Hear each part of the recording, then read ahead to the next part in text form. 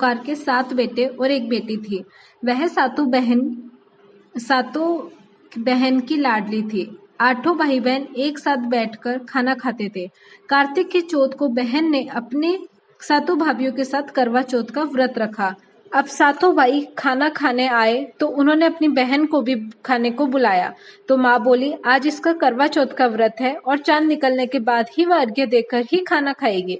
भाइयों ने अपनी बहन का भूखा रहना बर्दाश्त नहीं किया।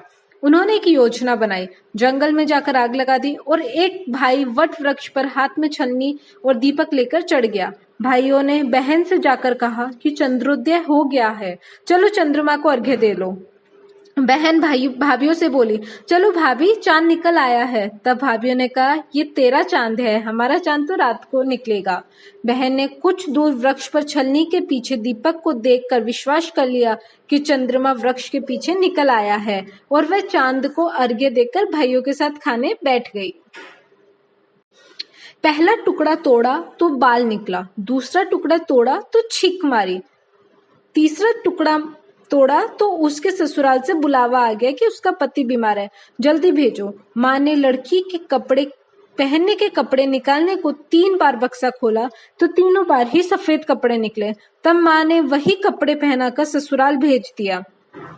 लड़की के साड़ी के पल्ले में एक सोने का सिक्का बांधकर माँ ने बेटी से कहा कि इस रास्ते में जो भी मिले सबके पैर पड़ती जाना, जो तुझे सुहाग की आशीष दे उसे ही यह सिक्का देकर अपने पल्ले में गांठ लगा लेना।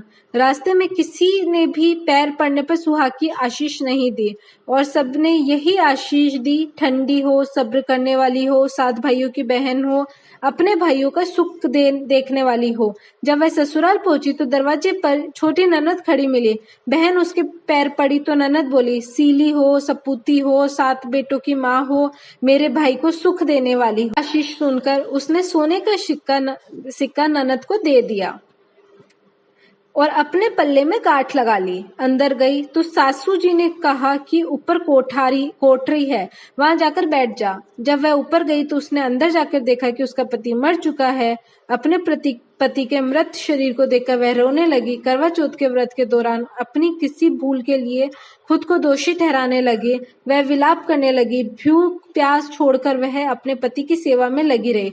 प्रत्येक मास के कृष्ण पक्ष को करवा माता आती और कहती, करवे ले लो, भूख लगे तो अपने भाइयों के साथ भोजन कर लो। इसी तरह आश्विन मास के कृष्ण पक्ष की चौथ को भी करवे माता आई और कहने लगी, करवे ले लो, ओ भाइयों की दुलारी, भूख लगे तो भाइयों के साथ भोजन कर लो। तब वह करवा माता के पैर पकड़कर रोने लगी, मुझसे कोई भी भूल हुई हो तो मुझे ये सजा मिले। तब माता ने कहा कि करवा चौथ को तुम्हारे भाइयों ने जंगल में आग लगाकर तुम्हें छलनी से छूट का चांद दिखाया और तुमने अपना व्रत तोड़ दिया, इसलिए करवा माता ने नाराज होकर तुम्हें यह कष्ट दिया। तब उसने इसका उपाय पूछा। माता ने कहा, अगर अगले महीने जब करवा माता आए तो उसके पैर पकड़ लेना और तब तक ना छोड़ना जब तक वह तुम्हारे पति को जीवित ना कर दे। कार्तिक महीने में करवा माता आई और गुस्से में बोली, दिन में चांद उगता है, करवे ले लो, भाइयों की दुलारी, करवे ले लो, भूख न बर्दाश्त करने वाली, करवे ले लो। वह करवे माता के पैर पकड़कर बैठ गई और विलाप करने लगी, हे करवा माता, मेरे पति को क्षमा कर दीजिए, मेरे सुहाग को जीवित कर दीजिए। यह व्रत दूषित हो गया है, मुझसे अनजाने में जो यह व्रत दूषित हो गया है, इसके लिए मुझे क्षमा कर दीजिए, मेरा सुहाग लौटा दीजिए। उसे इस तरह रोते देखकर करवा माता को उस पर दया आ गई। करवा माता ने उसे अपने आंखों से काजल, नाखूनों से मेहंदी, मांग से सिंदूर और करवे भी दिए। माता की कृपा से उसका पति जीवित हो गया और बोला, मैं बहुत सोया। वह बोली, सोई नहीं, 12 महीने हो गए आपकी सेवा करते करते।